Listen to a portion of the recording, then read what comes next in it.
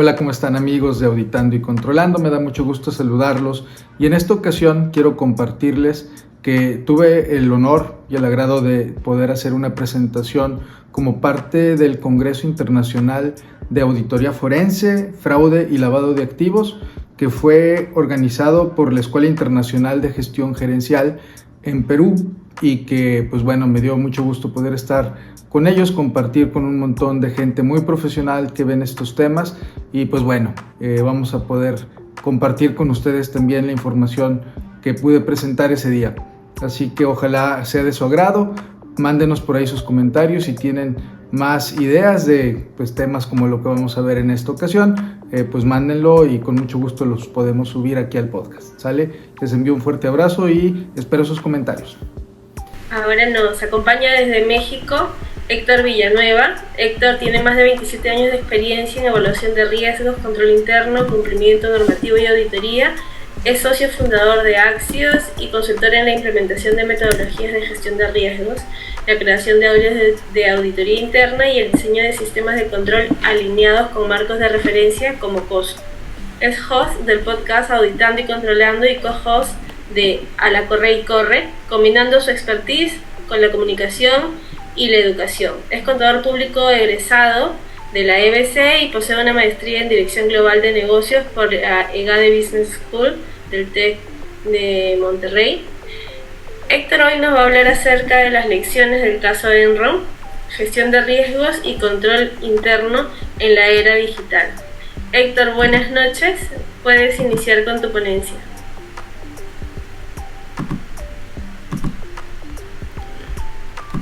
Hola, ¿cómo están? Me da mucho gusto saludarlos y pues ya con la presentación creo que no hay mucho más que agregar, solo que me encanta el trabajo que hago y espero poder compartir algunos datos interesantes en un tema que está súper platicado ya, pero que no deja de ser relevante y que vamos a tratar de darle pues un punto de vista más actualizado de lo que ya hemos visto. Y pues bueno, vamos a hablar del caso de Enron, gestión de riesgos y control interno en la era digital, cómo todo lo que nos ha avanzado el tema de tecnología y el tema de metodologías y el tema de supervisión, etcétera, pues nos ayudaría hoy a que se supone no deberían pasar este tipo de situaciones ya en nuestros tiempos. Como pueden ver, hay un QR donde si gustan y me hacen el favor, pueden bajar mis datos, pueden contactarme y están todas las redes sociales donde me ayudaría bastante que me vayan a seguir y pues por ahí estaré tratando de compartir información relacionada con el tema a todos los que lo quieran preguntar y de todo lo demás que hacemos ahí en el podcast de Auditando y Controlando. Y si alguien es corredor por ahí, pues bueno, el podcast de A la Corre y Corre también está a su disposición. Bueno, comencemos. Lo primero es, me fui a ver cuáles son los fraudes financieros de la historia que quería traer con ustedes. El primero es la Compañía del Mar del Sur, esto en 1720. Si se dan cuenta, el fraude es atemporal. Siempre hay gente que encuentra la manera de hacer algo que está o no permitido o que pudiera ser necesario que de alguna forma hay lagunas en las que se pueden mover. En este caso, ¿de qué se trató? Bueno, que la Compañía del Mar del Sur obtuvo una concesión del Reino Unido para poder tener comercio en las colonias que tenían España acá en América. ¿Qué fue lo que pasó? Que en realidad pues no había mucho comercio. Esto estaba limitado por la distancia, por la lentitud que era el tener comercio, por los ¿cómo se llaman estos? Las personas que asaltaban a los barcos en el trayecto, enfermedades, etcétera. Entonces en realidad no había mucho negocio, pero ellos se encargaron a través de campañas de marketing y de la relación con gente del gobierno, de la relación con las esferas altas de los países de España e de Inglaterra, para empezar a vender acciones en la bolsa de valores y estas acciones, conforme se generaba demanda, pues incrementaba el valor y entonces empezaba a tener un valor artificial. Por eso se le llama la primera burbuja financiera porque se fue inflando mientras había más gente que estaba invirtiendo y que decía que iba a haber a través de falsas promesas muy buenos rendimientos, pues empezó a crecer, hasta que llegó un momento en el que se dieron cuenta que no iba a haber ese rendimiento, empiezan a vender y así como empieza a vender uno, empieza a decirle a sus amigos, a sus conocidos, se van todos de la bolsa y pues la gente que no alcanzó a vender pues obviamente quedó en bancarrota. Eso por allá de los 1700. Más hacia adelante tenemos Enron, que ahorita vamos a entrar un poco más a detalle. Quiero mencionar solo que aquí se utilizó contabilidad fraudulenta y entidades fuera de balance, que era un método permitido para presentar información de las empresas en ese momento. Se creó la ley Sarbanes-Oxley, la supervisión más estricta del PCAOB sobre la independencia de las auditorías y de los auditores. El tema de Bernie Madoff es un esquema Ponzi el que se utilizó, causando pérdidas de 64.800 millones de dólares. Yo me fui a ver qué es el esquema Ponzi. Es una pirámide donde yo le digo a 10 personas, ¿sabes qué? Invierte conmigo 10 pesos y te voy a dar 1 peso o 2 pesos de rendimiento. Me dan su dinero, llega el primer mes, de ahí agarro y les pago el famoso o el supuesto rendimiento, que en realidad no lo era, era su mismo dinero. Y luego empiezo a decirle a más gente, mira, yo tengo inversionistas a los que les estoy dando esta tasa que está muy atractiva. Ellos mismos me ayudan a esparcir el rumor y se van haciendo más y más escalones en la pirámide hasta que esto llega a ser ya insostenible, cuando hay gente que empieza a salir también, a ya no querer participar, y pues obviamente los últimos de la cadena pues son los que se quedan sin los rendimientos al principio. Pues sí hay gente que empieza a tener algún retorno de su inversión. En este caso pues simplemente fue engañar a la gente y aprovecharse también de temas de contabilidad, de temas de lagunas en las que se podía mover para poder hacer estas transacciones. No había forma de supervisarlo. La manera en que se podía ir a revisar estas empresas pues era a posteriori y obviamente no daban un buen timing para poder identificar las situaciones. Lehman Brothers también en 2008, donde llegamos al tema de las hipotecas subprime que les llamaban. ¿Qué era esto? Pues empezaban a todo lo que era hipoteca, lo que quedaba en default o que empezaba a tener un perfil ya no muy bien calificado, hacían paquetes donde mezclaban calificaciones y lo vendían a los inversionistas. ¿Cuál era el tema aquí? Que eran principalmente inversionistas instituciones o eran personas de muy alto nivel con mucho poder económico, donde a estos fondos de inversión privados pues obviamente solo algunas personas tenían acceso. A todos ellos los convencieron, tenían también gente en el gobierno, tenían buenas relaciones en las altas esferas y pues llevaron a que se fuera inflando la burbuja hasta que detonó en pues lo que ya sabemos, una crisis económica en ese año. Y obviamente también tuvo sus repercusiones con la ley Dodd-Frank, que regula los derivados financieros, y algunas reformas en los requerimientos de capital para los bancos, y mucho en tema de supervisión sobre las agencias calificadoras de riesgos, que tuvieron un tema muy particular y protagonista al no hacer el trabajo de la manera y con la profundidad que se necesitaba. Por otro lado, el tema de Volkswagen. Aquí hablamos ya de 4 fraudes financieros. No nada más es en temas financieros donde se puede hacer fraude.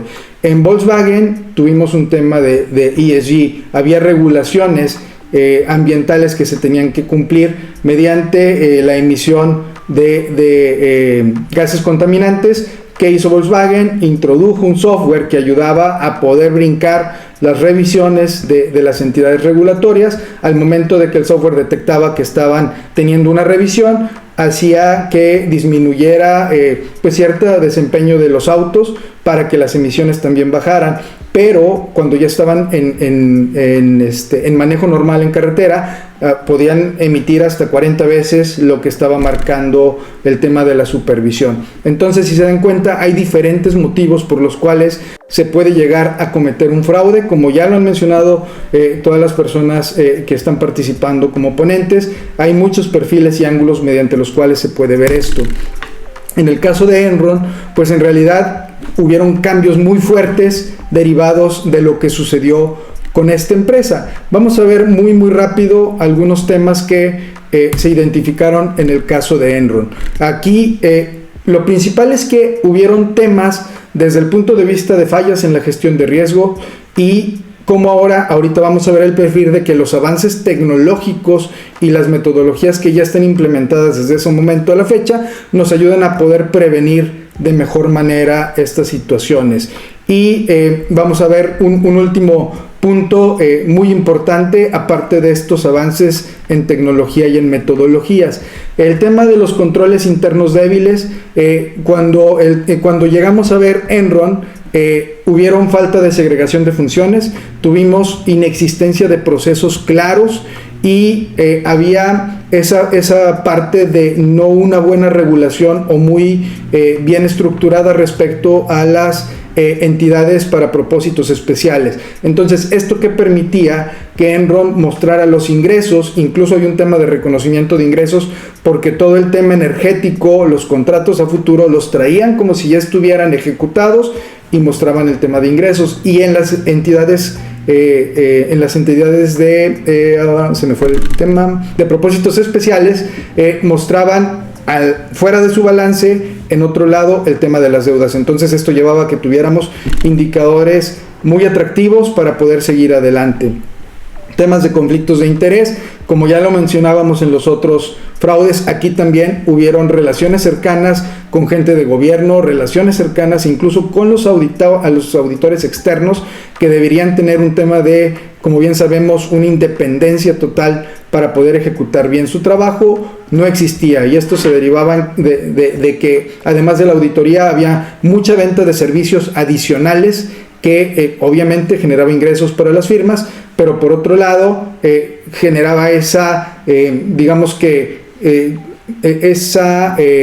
relación que generaba el conflicto y que generaba el que pudieran pasar por alto ciertas situaciones identificándolas, y obviamente pues el trabajo se hacía de manera más laxa, porque al tener ya mucho tiempo auditando la empresa, pues se podía dar por sentadas algunas cosas que estuvieran implementadas, que estuvieran ejecutándose y que en realidad pudieran no estarse haciendo. También había beneficios personales para ejecutivos en este tema de conflictos de interés. Al tener información privilegiada también hacían uso de esta información.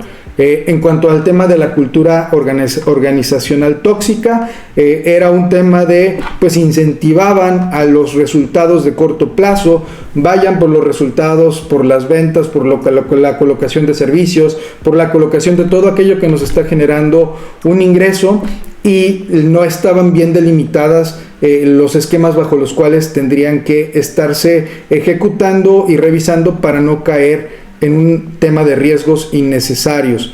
Obviamente esto generaba competencia entre los ejecutivos, todos estaban buscando el bono trimestral o de fin de año, y esto los llevaba a brincarse la rayita e incluso tener la autorización de los niveles superiores para poder hacer esta ejecución de las estrategias comerciales muy ambiciosas, muy agresivas, sin que les estuvieran diciendo nada. Y además pues había un liderazgo dictatorial donde la alta dirección decía: esto es lo que tenemos que hacer, y quieras o no quieras, tú estando dentro de las áreas que les reportan, tenías que alinearte, porque era un mandato donde no había lugar a cuestionamientos sobre lo que se estaba haciendo. Si no lo había desde los órganos de gobierno, pues mucho menos desde la gente que les reportaba a estas personas. Supervisión regulatoria inapropiada. Hablamos de que los reguladores no estaban ni en tiempo ni tenían las herramientas para poder hacer una revisión de tanta información en tan poco tiempo. No había manera de hacer una identificación temprana de todo lo que estaba sucediendo. Habían vacíos legales que se utilizaron, como en el caso de las entidades para propósitos especiales. Había influencia política de una empresa tan importante. Obviamente, para poder tener contratos energéticos y demás, había conexiones muy fuertes en networking con la gente del gobierno y de otras empresas también de este mismo calibre. Y obviamente pues todo esto al amparo de un gobierno corporativo deficiente. ¿Deficiente en qué sentido? Deficiente en que el Consejo de Administración, una de sus principales funciones es precisamente ir a validar que la estrategia que establece la dirección general y todo su equipo directivo pues esté dentro de un marco de riesgo que ellos estén dispuestos a asumir. Quizás el tema es que estaban dispuestos a asumir grandes riesgos, o quizás el tema era que se presentaba una estrategia y después no iban a ver si realmente se estaba ejecutando como se les había planteado originalmente. Otro tema es, pues habían una estructura organizacional muy compleja, muy impredecible, se dejaban espacios donde no quedaba muy claro quién era responsable de qué dentro de las áreas de negocio, dentro de las áreas de vigilancia. Entonces pudiera estarse asumiendo que otro puesto, otra área estaba ejecutando cierta actividad que nos mantuviera dentro de los niveles de riesgo que estaban definidos, y en realidad nadie lo estaba haciendo y no había quien se diera cuenta de esto. Y por último, en tema de gobierno corporativo, pues también cuestionable el tema de la misión, la visión. No era muy claro que estuvieran alineados a un tema de valores donde se estuviera cuidando tanto el patrimonio de la empresa, pero sobre todo el patrimonio de todas las personas, de todos los terceros relacionados que confiaban en la empresa y que ponían ahí su patrimonio. Entonces, si se dan cuenta, todas estas fallas identificadas en el caso de Enron no nos suenan para nada desconocidas. Son situaciones que ya sabemos que debemos cuidar, pero que en su momento estaban, pues les faltaba algo de herramientas y les faltaba algo de estructura dentro de la manera en que se tenían que cuidar todos estos temas. ¿Qué avances podemos identificar en el tema de gestión de riesgos? Pues bueno, tenemos, como ya se ha venido hablando, el tema de automatización y digitalización. ¿Y esto qué nos permite? Nos permite en principio una detección temprana de las situaciones que pudieran poner en riesgo a la empresa. En Enron, en este caso, por ejemplo, la falta de un monitoreo en tiempo real permitió que se utilizaran diferentes tipos de medición para decir cuál era la situación financiera de la empresa. No necesariamente se remitía únicamente a lo que se mostraba en los estados financieros, también se podían ver, por ejemplo, en este caso el mark to market, donde al hacer una comparación con el mercado y al estar tú proveyendo cierta información, pues te posicionaba de cierta manera muy por encima de lo que realmente se estaba dando dentro de la operación. Por ejemplo, en tema de reducción en el tiempo de respuestas, también tenemos que al tener una alerta temprana, al tener señales, banderas rojas que nos ayudan a identificar situaciones inusuales, pues ahora ya tenemos una mejor capacidad de respuesta. Podemos incluso ya tener bien definidos cómo vamos a gestionar crisis, cómo vamos a detonar esas preguntas desde las áreas de control y vigilancia, que yo les llamo lo que es un control interno, un área de cumplimiento regulatorio, la misma auditoría interna o la auditoría externa, si es que tenemos esa práctica de compartir información con ellos. Pueden darse esos dardos muy bien dirigidos hacia dónde están las preguntas que se tienen que hacer, qué es lo que está sucediendo de acuerdo a la configuración de los lineamientos de negocio, de las reglas de negocio que están definidas y aprobadas por la alta administración y por supuesto las que se requiere por los órganos de gobierno. Si sucede esto, podemos tomar acciones, podemos hacer evaluaciones, podemos involucrar a más personas a que vengan a ayudarnos a ver si es algo que se puede prevenir todavía o si es algo que se tiene que reaccionar de manera muy rápida. ¿Qué nos permite también el tema de automatización? Pues la disminución del error humano. El error humano dentro de todas estas transacciones y estos procesos y subprocesos, mientras más opción le des a que haya ese criterio, a que no esté bien estructurado, a que no haya la menor flexibilidad posible para poder cuidar las situaciones importantes, pues se presta a que dependas de una persona en lugar de un proceso, en lugar de un puesto, a que esa persona venga con una buena actitud, venga enfermo, que tenga situaciones personales que vengan a llevarlo a ejecutar su trabajo fuera más allá de lo que nosotros estamos esperando como organización. Y además, pues el error humano nos lleva también a una deficiencia en la supervisión, porque puede aplicar para quien opera y para quien está revisando. Automatizar pues nos lleva a una mayor eficacia, que se haga con mayor puntualidad todo lo que se tiene que hacer en tiempo, en forma y con el nivel de profundidad que esté definido, porque ya no depende de que alguien quiera o no quiera hacerlo, ya está configurado y se lleva a cabo sin mayor problema. En el tema de inteligencia artificial, pues tenemos también la analítica de datos, donde ya con las herramientas que tenemos se detectan los patrones anómalos, se pueden hacer incluso análisis predictivos de lo que va a suceder hacia adelante, y eso nos va a ayudar a tener una mejoría en nuestra gestión de riesgos. Tenemos herramientas como la que por ahí maneja nuestro buen amigo Henry Bautista, la de Arbutus, para el tema de analítica de datos, pero además de esta puedes llevarla a un tema de configuración de todas estas herramientas que ya van aprendiendo todo lo que tú le vas metiendo de información para poder hacer más precisa la manera en que se identifican todas las situaciones importantes para la empresa. Se detonaron también temas de gobierno en tema de riesgo y cumplimiento. ¿A qué me refiero? Los sistemas de GRC, y no me refiero a las plataformas tecnológicas nada más bien a todo lo que viene atrás de eso, el adoptarlo a través de la cultura organizacional, el hablar el lenguaje de riesgos, de controles, y no como una carga adicional a mi trabajo, sino como algo que me permite ejecutarlo de mejor manera, hacerlo bien, hacerlo a la primera y dejarlo muy bien documentado para que todo aquel puesto, persona, regulador que necesite ver la información la pueda tener disponible. Y obviamente si ya lo subimos a una plataforma tecnológica, nos permite, más allá de estar haciendo talacha en cómo documentar las cosas, hacer análisis y utilizar la información para toma de decisiones. Y ya por último, en el tema de blockchain para la transparencia financiera, tuvimos manejo de información, tuvimos manipulación de estados financieros, tuvimos muchas cosas que con una trazabilidad adecuada que nos da el blockchain, con esa transparencia, con esa imposibilidad de mover los datos de originación, de por dónde fluye la información, a dónde llega, en dónde se tiene que ver reflejado, nos permitiría que disminuir mucho el riesgo de que vuelvan a suceder situaciones como las que pasaron en Enron. Aplicación práctica de estas herramientas, pues bueno, en el sistema de gestión de riesgos y cumplimiento de GRC nos permitiría generar esas conexiones entre todos los riesgos, entre todas las áreas, entre todos los involucrados, automatizar los procesos y poder hacer un monitoreo continuo y más preciso y puntual de lo que se está ejecutando.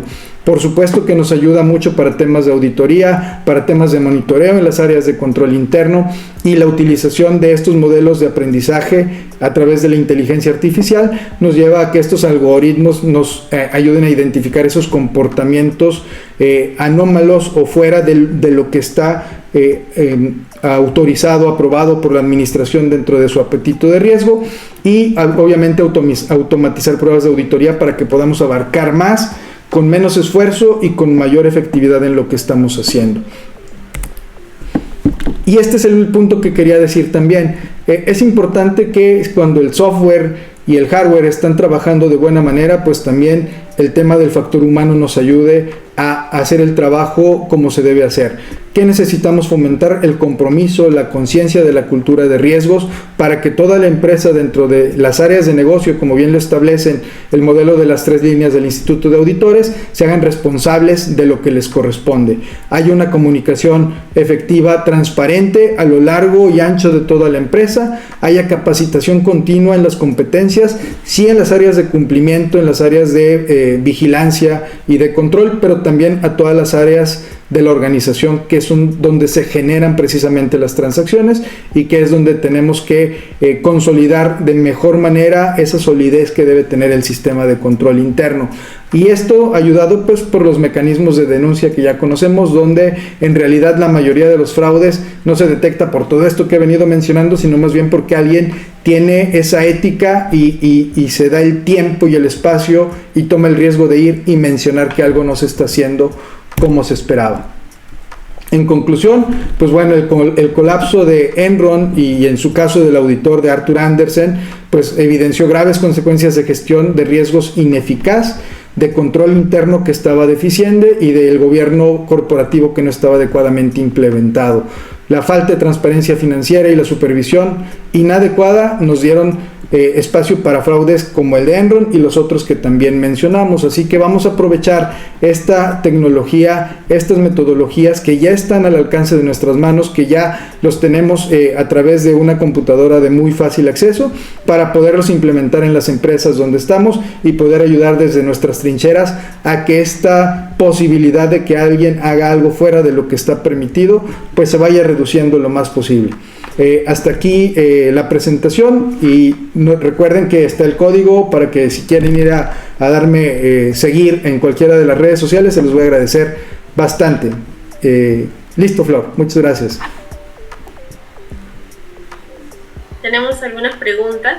Irka de Jesús consulta: así como se clasifican a las personas como políticamente expuestas, leí sobre la clasificación de personas públicamente expuestas. Pero a estas últimas, ¿por qué no se le aplica el mismo cuidado que a las personas políticamente expuestas? Yo creo que en mi experiencia el tema de la política se presta más a que hayan esos conflictos porque tienen cierto poder acerca de una toma de decisiones, acerca del otorgamiento de una concesión, el otorgamiento de beneficios que no están al alcance de todas las personas. Las personas que son, ¿cómo les llamó? ¿Me puedes repetir, porfa?